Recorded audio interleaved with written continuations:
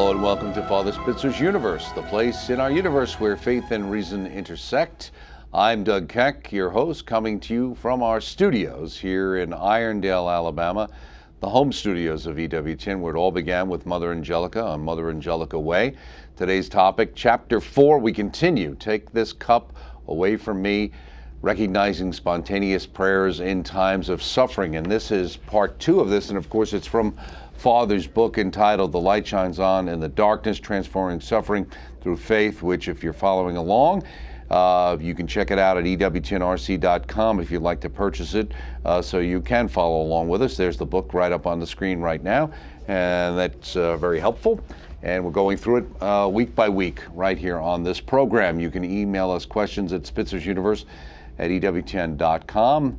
There's also your ability to post your questions on Facebook at facebook.com/EWTN online, hashtag FSUniverse for Father Spitzer. Send us a tweet at twitter.com/EWTN, hashtag FSUniverse.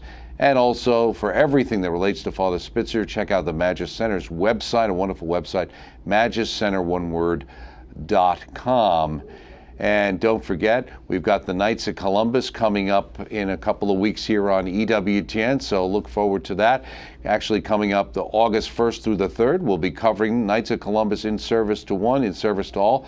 It's the 135th Supreme Convention coming to you on EWTN Live, St. Louis, Missouri. Check out the actual air information on EWTN.com. I'll have the pleasure of being there with my fellow Knights. And of course, now we transport ourselves out to Father Spitzer and Father Spitzer's Universe, which can be found in the West Coast studios in Orange County, California. And we see Father Spitzer again coming into focus, and there he is. Welcome, Father Spitzer. Great to see you. Great to be with you, Doug. And this week, of course, you've got your Napa conference happening, so for anybody who's interested in that, they can find out some information for last-minute signups, perhaps, depending on when they're watching the show, if they're watching it on our Wednesday or later in the week, but they can find out more information about the Napa Institute, of course. Sure. And go to the website to find out information about that. And in the future, we'll feature some of the talks from the Napa Institute in our EWTN On Location programs, which will be airing later, probably in the year. And again, you can go to the website and find out more about that. With that being said, we are talking about your book, of course, and in Chapter 4 continuing. But we've got a question from someone who sent to us earlier, based on an earlier program, and this person writes to us in reference to a recent show. There's a question about miracles. I believe it is because of sin that we don't see our personal miracles from day to day, and that we don't remember the small miracles from one day to another. Complete trust in God allows us to see these things. Sincerely, Ray from New Jersey. So I guess it's a question of understanding how they're defining miracles, but just the idea of how do we see those things? Do we overlook the little miracles in our life that God provides us every day, in a sense, taking them for granted? I think that's correct, Ray. We do overlook our little miracles, and part of that is, as you say, because of sin, but many times it's just because we're ignorant. It's like, C.S. Lewis or G.K. Chesterton when they were children, they didn't recognize anything. They didn't know what to look for. Lewis himself had these, mystical experiences as a child, and sort of let it go. He didn't know what it really meant. So in a way, I think ignorance is another reason we don't recognize the little miracles in our lives too. And sometimes, maybe sin is the reason why, or even lack of faith could be a reason why God doesn't give us a miracle. But I think more often than not, the reason that we don't get miracles is because in many respects, there's something in our suffering that is going to be exceedingly good for our salvation. Now, if you look at exceedingly good for our salvation, well, that could be being led out of sin. Mm-hmm. But it could be just being led to a higher meaning in life. Or it could mean, as you again point out, maybe led to, out of a real darkness. Or it could, on the other hand, be being led into a new opportunity to serve the church, or a new opportunity to grow stronger in our faith, a new opportunity to grow stronger in our love, which might not necessarily be being led out of sin, but might be just, improving continuously in our, journey and our progress towards salvation. So there's a whole lot of reasons why God doesn't give us a miracle all the time. And of course, I've also mentioned in previous programs that, God just can't give everybody a miracle all the time, sinner or non-sinner. If you start doing that at all times, you'll have no conception of natural laws at all. You'll have no conception of what to expect in the future. And moreover, you won't have any need for anything or anybody. You wouldn't even have to pray. You won't have to do anything for anybody, and nobody will have to do anything for you, because you'll get a miracle every time you even think about it. So for all intents and purposes, God's not going to do that. And that would be very bad for our salvation anyway, not to mention very bad for our freedom. Okay. So there are a lot of reasons why we don't get our miracles. One of them, as you say, is sin. But other is just there's new opportunity. Other reasons, there, a greater progress towards salvation, greater purification in case of suffering that's caused by the dark night of the soul, the dark night of the senses, or the dark night of the spirit, right? These are things that happen because of purification. And you could say, well, that's sort of because of sin. Yes, but it's really just, improving and purifying our love. It's not that, the great mystics are sinning right and left and they need to be pulled out of it. They're already, in a sense, past the purgative way. They're just being purified in that faith. So there's lots of reasons why God doesn't give us miracles, and why God lets sometimes suffering persist, or lets us help other people in their suffering rather than directly intervenes with the miracle, etc. So there's a good number of reasons, but you sure pointed to a good one there, Ray. Now, on page 172 in your book that we're following here, which I'll just remind people is "The Light Shines on in the Darkness, Transforming Suffering Through Faith." On page 172, you say, God works only as many miracles as his 6 objectives will allow. What does that mean? Yeah, I think that, God has these 6 priorities, if I can put it that way, or 6 objectives that he's looking for. And he's, these are going to be higher priorities necessarily than alleviating suffering. But let me go through let me go through all 6 priorities and talk about the 4 priorities that are higher than the alleviation of suffering. Number 1, your salvation. God wants your salvation. If it comes down to alleviating your suffering, or your salvation, getting you to salvation through your suffering, God will always choose getting to your salvation through your suffering.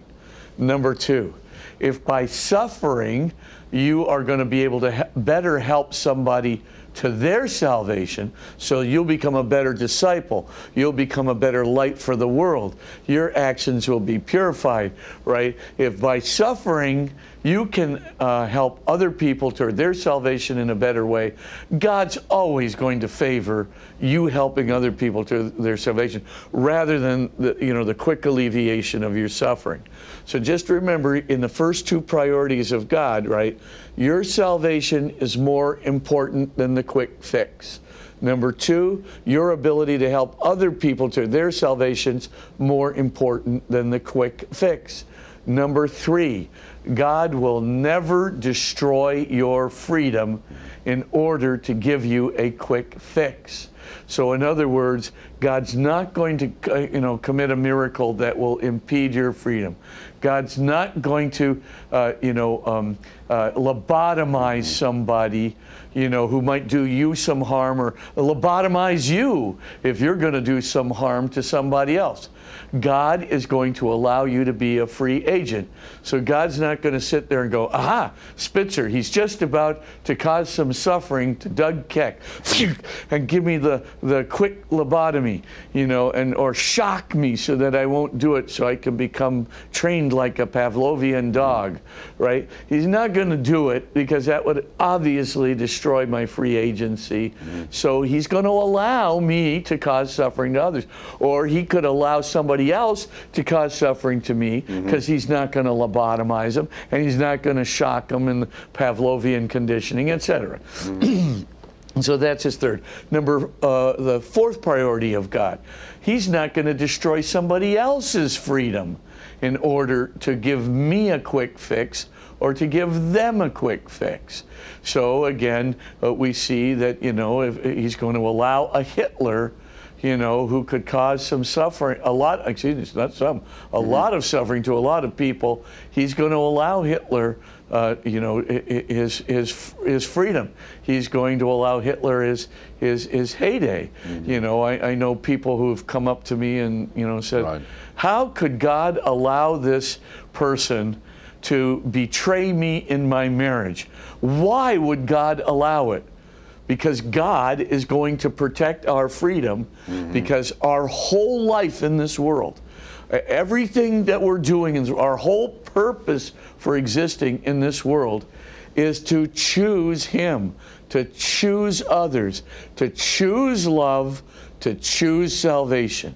If God sits there and lobotomizes us, or if God, takes away freedom, even the freedom of somebody who's going to cause tremendous suffering, like a Hitler, if he's going to do that, then for all intents and purposes, he eradicates the very purpose of this life, even if it's for a person like Hitler.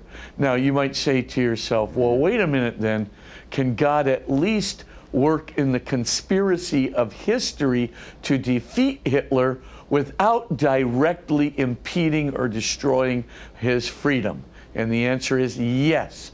God can create a wonderful conspiracy of providence in history. And I think he did that many times, in, for example, the Nazi regime. True, he doesn't destroy Hitler's freedom, but of course, he allows, Hitler's arrogance so that Hitler gives the instruction, right, on D-Day, I don't want to be awakened before noon, right?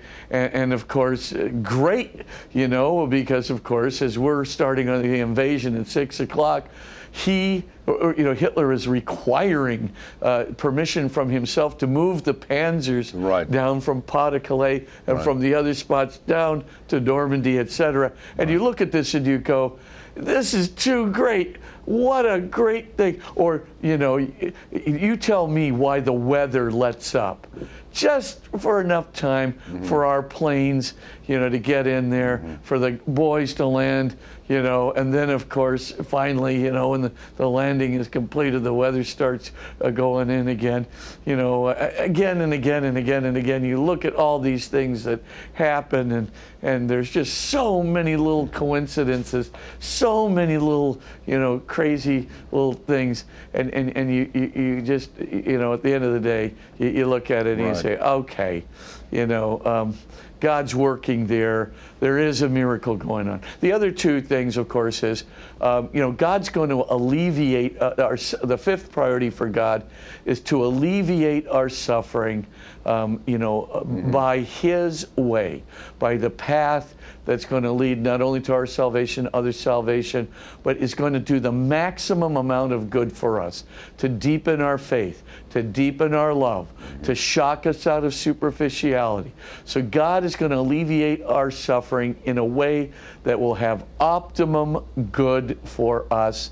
And finally, he's going to alleviate our suffering in a way that's going to allow other people to have optimum good done for them. Now, so you look at these 6 big priorities of God, right?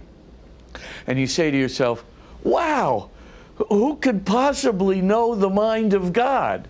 Exactly. Who could possibly know the mind of God? Who could possibly discern, this divine conspiracy of grace I was just talking about? Who can possibly see all the consequences of alleviating our suffering for our salvation to the future? Who could possibly see the consequences of alleviating our suffering for everybody else's suffering that we might, everybody else's salvation that we might touch in the future? Who could, etc. Who can? We can't. We are sitting there just like Elihu in Job. Right, the book of Job, where we're sitting there looking and just saying, this is such a mystery. It is so incomprehensibly above us, so impossible to discern how God is crafting this optimal path to salvation for me, salvation for others, optimization of love and faith for me, optimization of love and faith for others, the protection of my freedom, the protection of others' freedom. We can't possibly in any way know this. And so, in a way, we have to exceed in humility, as Elihu says. We have to exceed in humility to simply trusting in God, as Jesus says. Just put your faith in God. Fear is useless. What is needed is trust. Okay, very good. Let me ask you on page 173, just moving across the other side of the book, you talk about, why does God want us to pray for our needs? If he is omniscient and he loves us, why doesn't he simply anticipate our needs and take care of them before we ask them? And you reference Mr. Paul Weiss in that. Who was that? Oh, yeah. Paul Weiss was my dissertation director when I was a student, and I was writing my dissertation on time theory and the reality of time in the general theory of relativity and in an area of metaphysics called ontology. And Weiss was Dr. Paul Weiss was a wonderful mentor, but he was always asking these questions, like, okay, God's omniscient, right? And I'd say, yes, God is omniscient. And he'd go, aha, so he knows your prayers even before you say the prayer. Is that not right? And I say, yes, that is correct. And he goes, now God is all compassionate, is he not? And I say, yes, God is all compassionate. So he would want you to answer your prayers because he is compassionate and he knows what you need. So why would you even bother to ask, God? Why would you bother to pray to God? He already knows, he already wants to do it, and therefore he will do it. And I said, well, you're forgetting one thing, because my wonderful mentor friend, there are more errors of omission than commission. And the thing you have omitted is that it's good for us to ask. It's good for us to ask God to come into our life. Why is it good for us to ask? 2 reasons. Number 1, our freedom. God respects our freedom. If I walk up to you, Doug, and I say, Doug, here's a box of candy, and you say, but I don't want the candy because I'm going to lose some weight. And you say, and I say, no, take the box of candy. You insult me by not taking the box of candy. I want you to eat a couple pieces right now. It's a gift is not a gift. Grace is not a grace unless it is freely and willingly received. Right. And of course, Dr. Weiss, my wonderful mentor, he agreed to this. He said, yes, it is good for us for God to respect our freedom, and he would do that. That's a good. What's your second answer? I said, my second answer is the following, that it is good for us to ask, because we, in the very moment of asking, we dispose ourselves in humility and love to God.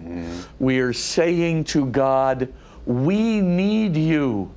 We are not gods. We need your grace. We need your help. We need your wisdom. We need your omniscience. We need you. It is a gigantic declaration of our creatureliness that we are not God. And this is so important, right? The idea that God will just take care of everything, right? That we never have to ask for anything, right? That, as it were, we can be either little Lord Fauntleroys and we can just sit there and expect God to take care of everything, or we can just, be little gods ourselves. This is very, very bad for the human condition. So we want to actually express our need to God. We want to actually, not be little Lord Fauntleroys just expecting things to happen presumptuously.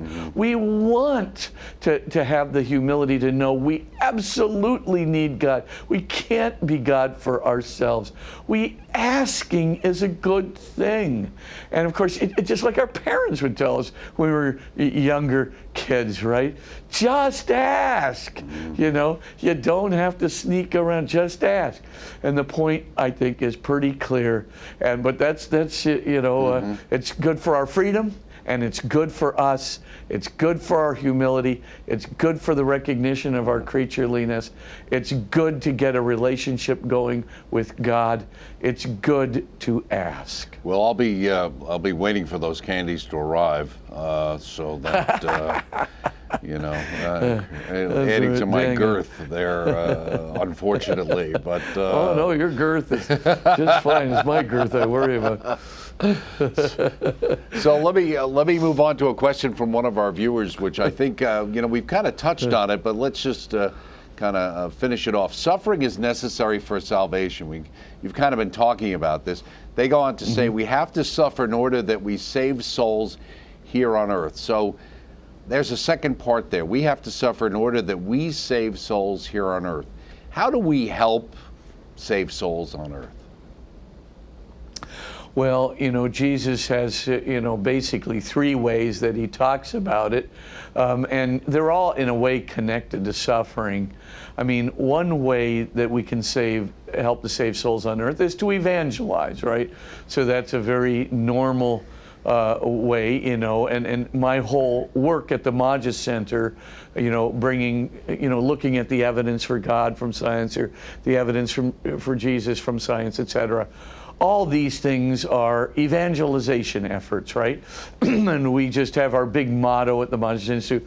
We're trying to save souls. We're trying to bring this information to people that will help them to, get to that point where they're really capable and willing to make a leap of faith. And so that's one way, is to evangelize. Can suffering help to do this? Absolutely. I didn't all my life want to, evangelize people. I didn't, during my younger life, I didn't think evangelization was the highest purpose of my life. Quite frankly, I thought making money and getting some power and becoming a very prestigious person, more like what St. Ignatius calls riches, honors, glory, power. That sort of looked like pretty good meaning in life to me. And the Lord changed my priorities because he basically showed me through some suffering that first of all, I'm not God. Secondly, the one thing that really matters is people's salvation, and my ability through faith and love to help that along. That would be the highest purpose of my life. And that all the other things are mere manifestations of egocentricity, right? Honors, riches, glory, power. It's all about me, me, me. And I'll just die in my darkness. And I needed a little suffering, bammo, to keep me, just wake me up and get me out of the fact that I was, plummeting into darkness. I needed to get out of it. And so that's one way. The second way, right, that God can use us to help people along with the salvation is to help them in their faith already. So we're not necessarily doing like what might be called direct evangelization. what instead, we've got a person who's been evangelized. They're kind of moving along in their faith life. And so we have a program like this one, which does have, of course, some dimensions of evangelization, no doubt about that. But in this kind of a program, we're trying to help people, to build their faith, to build wisdom, to get a sense of our tradition, to get a sense of knowledge. Yes, things that come from our faith, from the Bible, from our church's teachings and traditions, from science, from rational reflection, wisdom of the ages. Right? We're trying to combine all these things together to produce a real deep movement within the evangelized spirit toward salvation. And it's more than just catechesis. What we're trying to do is help people also to become evangelizers and catechizers, so to get a real profound level of their faith and how important it is. Can suffering help in becoming a good catechist, in becoming person really devoted to creating new evangelizers? Of course.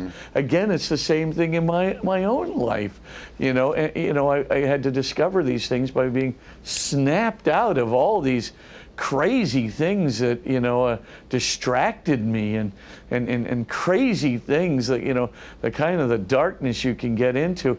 I mean, I had no idea how inhibiting my pride was. No idea how inhibiting my anger and impatience were. I had to learn this by the school of hard knocks, by suffering. The third way is the way I think you are trying to intimate by your question, and that is we can offer our sufferings up for the salvation of souls as well. And indeed we can, because in previous shows, I've talked a little bit about how, when Jesus was on the cross, right, he chooses Psalm 22, my God, why have you forsaken me, to describe what he's doing. But really, that is a psalm of faith and a psalm of offering his sufferings up to the Lord for the salvation of souls, salvation of the people in Israel, salvation of the Gentiles, the salvation of Jews and Gentiles into the future, and Jews and Gentiles into the past. So Jesus is definitely showing that the offering of his suffering will lead to salvation. And then he invites us to do the same. And St. Paul explicitly takes that invitation up in the letter to the Colossians, and again invites us to do the same. And of course, we've been invited again and again by great saints like St. Therese of Lisieux, who have invited us to do the same. And when we get to heaven, believe me, we'll see all the souls that we really help by offering up our sufferings to the Lord and joining our suffering to the sufferings of Jesus for the salvation of souls. And we'll have to so all three ways. Yeah. And we'll have to take a break there, and maybe we'll see little Lord Fauntleroy there, or Freddie Bartholomew. One of the two will be up there at the time. So we're going to take a break here. We're talking with Father Spitzer about suffering, and we're in the midst of Father Spitzer's universe with all of this coming together. Stay with us. Much more ahead on this program.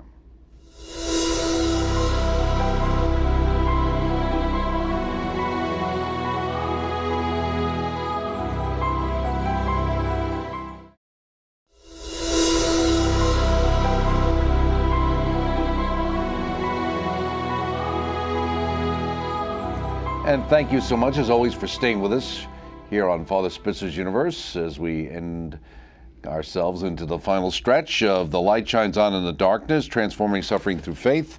We're working our way through, I'm staying awake, hopefully. I got a bit of a cold, I apologize, but it's chapter 4. We're working our way through that at the same time. So let's get to Father Spitzer, because he's the man with the answers.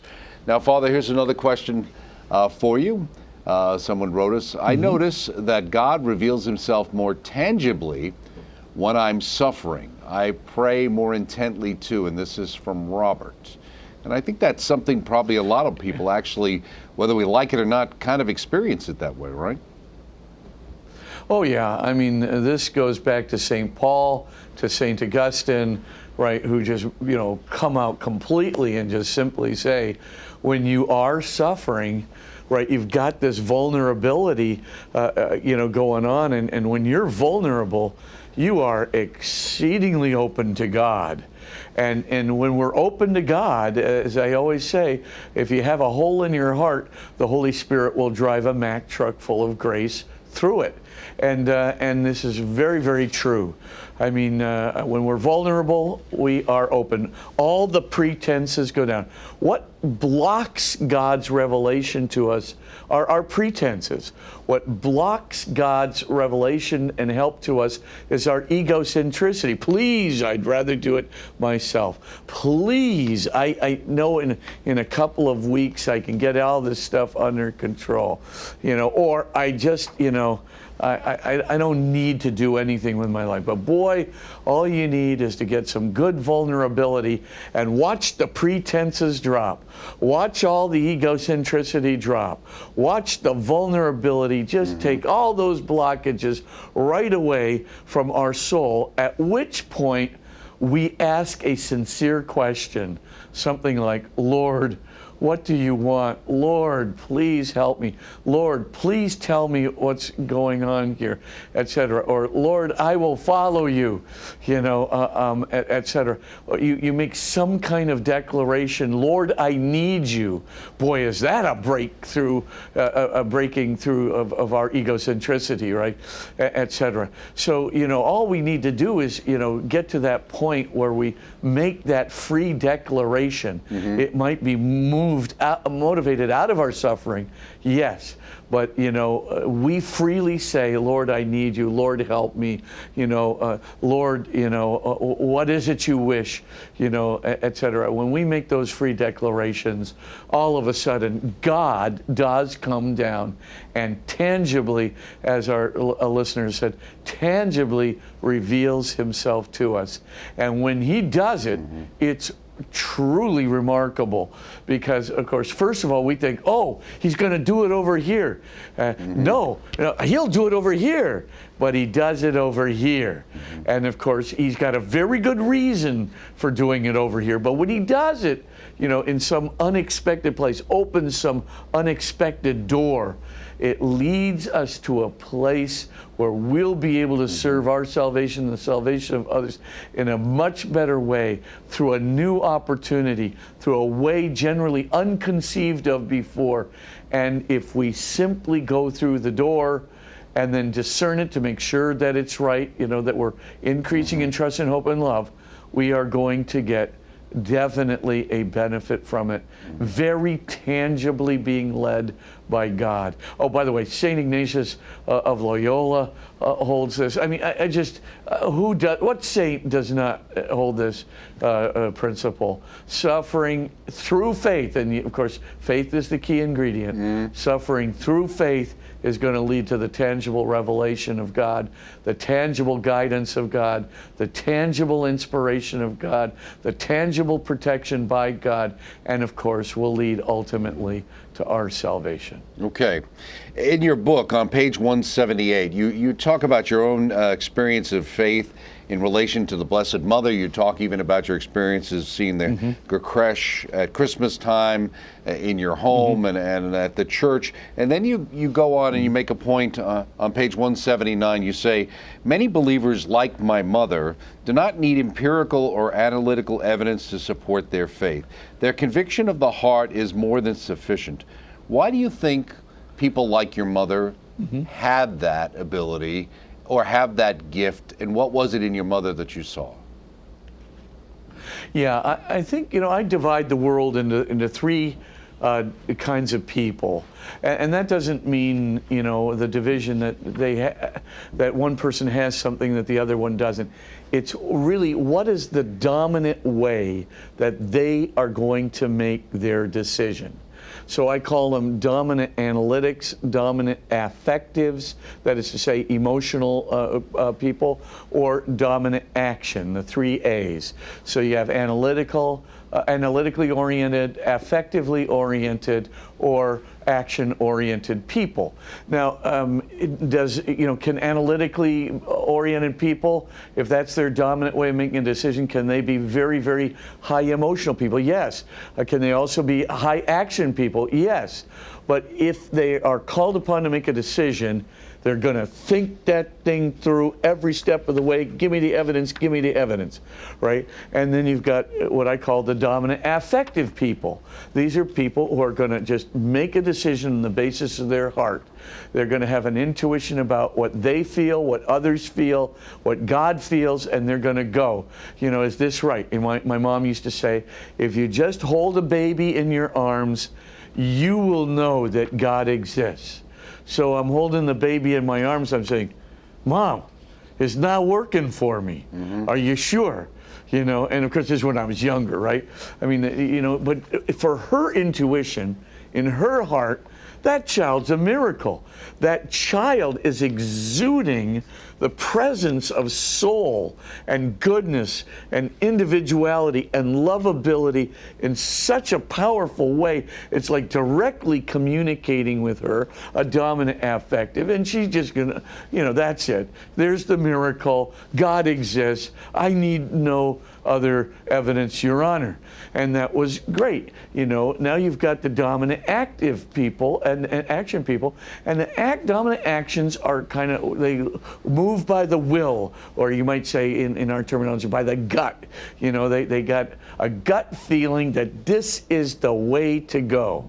They kind of look at all the various kinds of practical evidence, and what do they want to do with their lives? They want to get as much done as possible, right? And generally you find a lot of entrepreneurs in this category, or a lot of really hyperactive people in this category, right? And so forth. So now if you kind of look at the world, that most people are at least a little bit biased toward one of these three ways of making a decision. Sometimes people will have two dominants, but it's one of them is generally more important than the other. I'm a dominant analytic. I cannot help it. It's the way God made me. I always wanted evidence, and so forth. My mom is definitely a dominant affective. She just, my mom could look at the scriptures. This is a typical mom deal. And she'd go, look, you just look at those scriptures, and here is this 32-year-old, quote-unquote, man. And you're telling me he has all of this wisdom. Skip the miracles. See, because I would go, right, the dominant analytic, hey, let's analyze the historicity of those miracles there. Then we'll know whether Jesus is the Son of God. Not my mother. My mother would say, no, just take a look at this 32-year-old and just tell me, do you think a 32-year-old could have this kind of wisdom? Here I am. I'm 60 years old.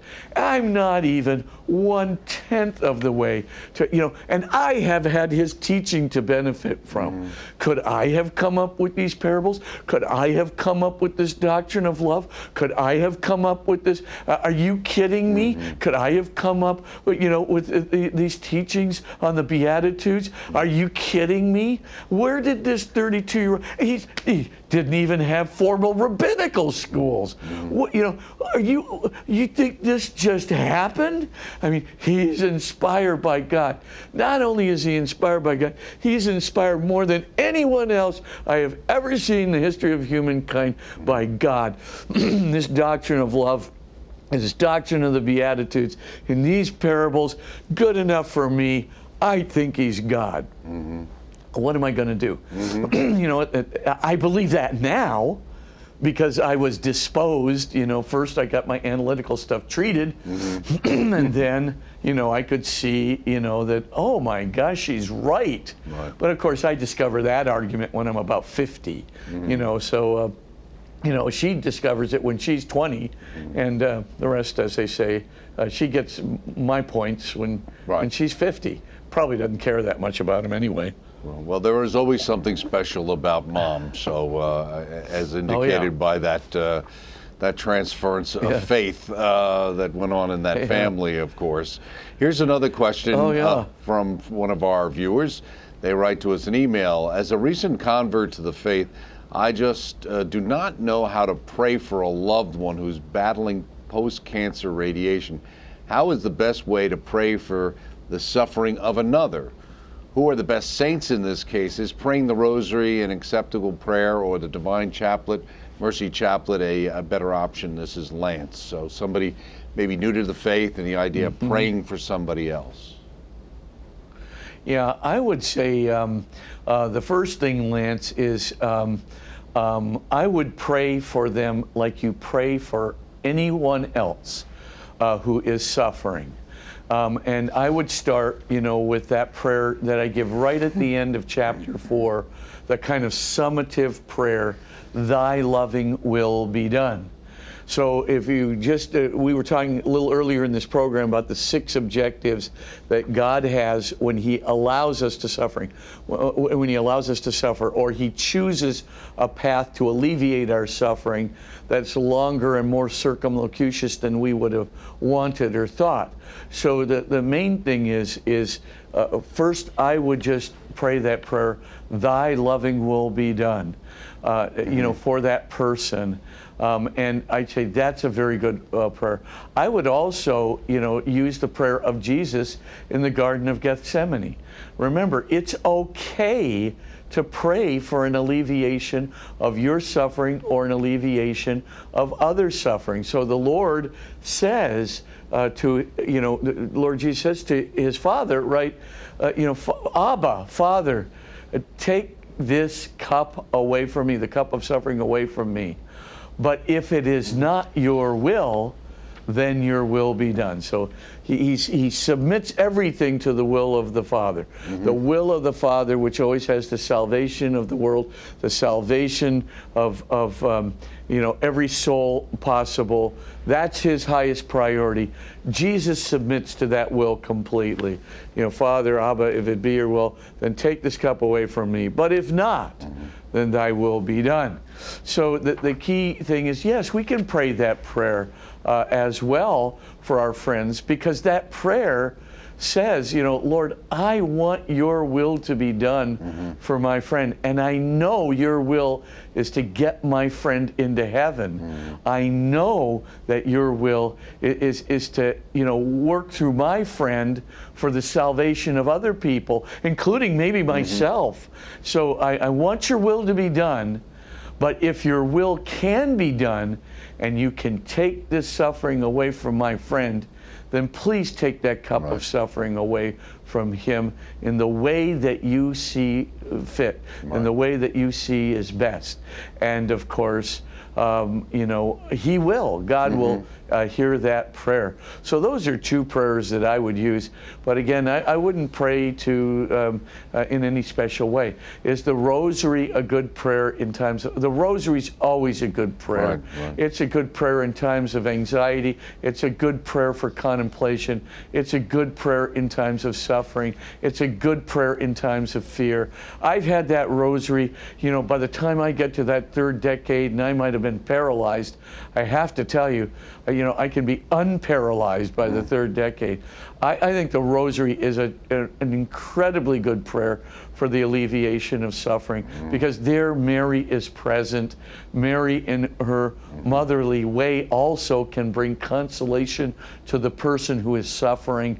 And, to us who empathize with them or sympathize with them, and to the person themselves, our mother is there. I do think that the rosary is an incredibly good prayer. So all of those prayers are excellent. And so, but I would pray for them like you would pray for anybody else, including yourself. Well, and there are very good prayer saints for these prayers too. Okay, good. And also in this section you have, those short spontaneous prayers we've talked about over the years, and you kind of alluded to, Lord, snatch victory from the jaws of defeat, and I give up, you take care of it. This one struck me 6. Lord, push back the darkness and the foreboding. You kind of mentioned it earlier in the show, or maybe it was in last week's show, but you go on to say in the book here, a genuine premonition about the darkness or evil in the future, talking about foreboding. You say, whatever the cause, I believe that foreboding is not completely psychological. In fact, you said in virtually all the above cases, which you mentioned in the book here, my sense of foreboding did foretell something dark and harmful, but it turned out that it was not nearly as harmful or disruptive as it could have been. So how does one know that some foreboding is not just being overly paranoid? Yeah, I mean, I would say in some cases, foreboding can be paranoia. And in some cases, foreboding could just be depression, right?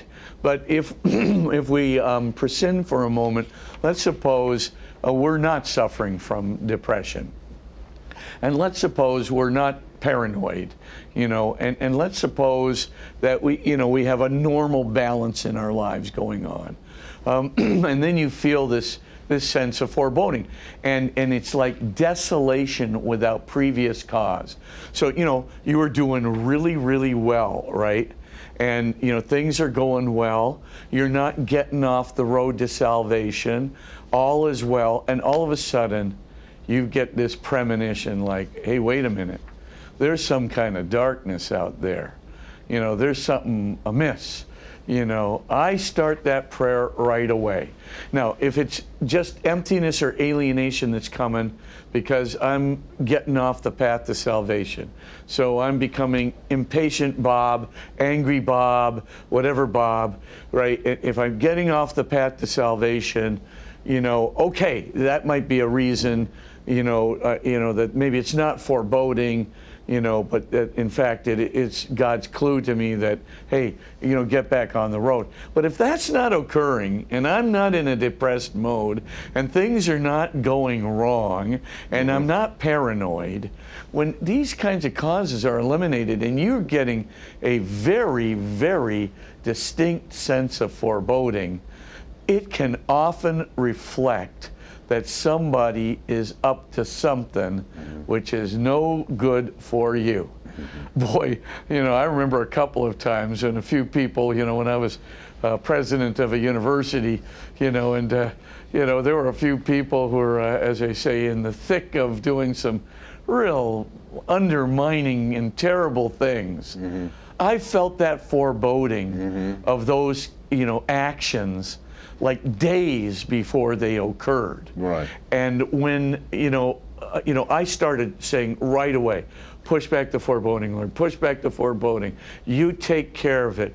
There's something going on here. I know you're telling me to pray, so I'm praying.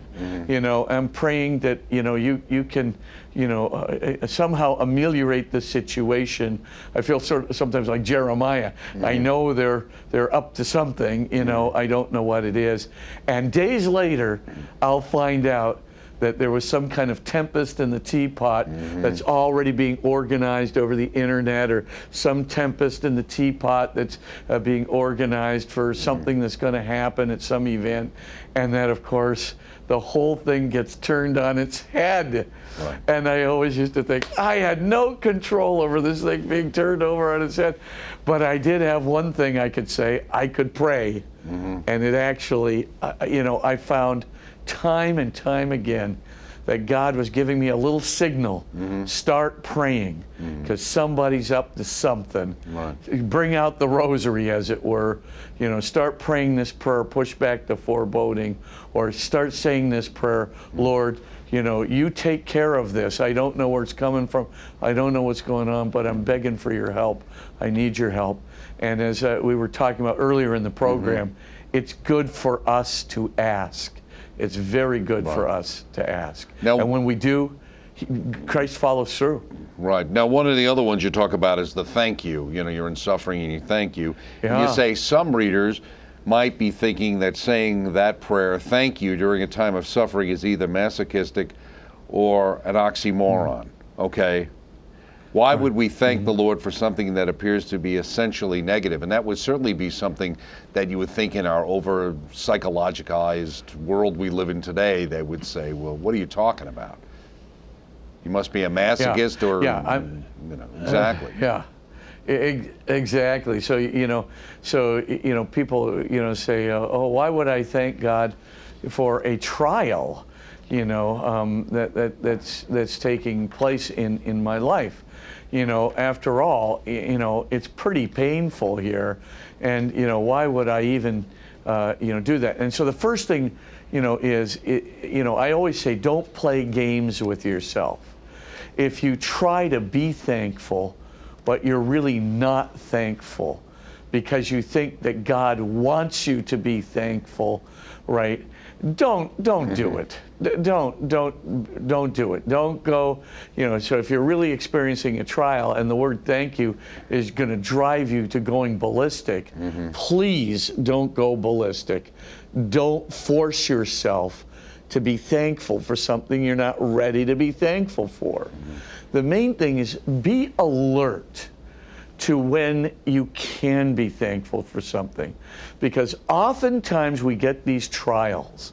And when those trials are in the midst of sort of being, God's getting us out of the trial, or God's leading us to something through the trial, you'll notice something very, very strange starts to happen, that you begin to go, oh my gosh, if this trial hadn't happened, I would have been going right down this path, and I would have gone to this university instead of this university, and if that had happened, I would really be in a horrible state today. I wouldn't be on Father Spitzer's universe. I'd probably, be, in the darkness of some form of utilitarian Epicureanism, and so thank God you did that to me, and that's it. Thank God. That's exactly so. As you are being led out of the darkness, and it might come very slowly, but as you're being led out of the darkness, you'll notice at a certain point things that you could never see before. Sometimes you have been protected from making a really stupid decision. Sometimes you were called out of a very sort of bad lifestyle. And sometimes you really are put into a into a condition where you have no possibility of following through, and but you discover it. Right. All I can say is thank God for it. Right. Well, that brings us to the close of another show. Thank you once again, Father Spitzer. Always a great pleasure. See you next week. And don't forget, the Father Spitzer's new book on suffering is available at our RC catalog. That's a religious catalog. The Light Shines On in the Darkness, Transforming Suffering Through Faith. And we're working on the various parts of the book. And don't forget, the Knights of Columbus event is coming up, the 135th Supreme Convention, August 1st through the 3rd in St. Louis. I'll be there. We hope to see you there next week as well here on EWTN. And don't forget, the next time we'll be dealing with Chapter 5 of The Light Shines On in the Darkness. Fear is Useless, Mitigating Fear and Choosing Consolation. And I'm Doug Keck. Thank you so much for joining us once again at the intersection of faith and reason, the one and only Father Spitzer's universe. We will voyage there again next week. Hope to see you then. Thanks.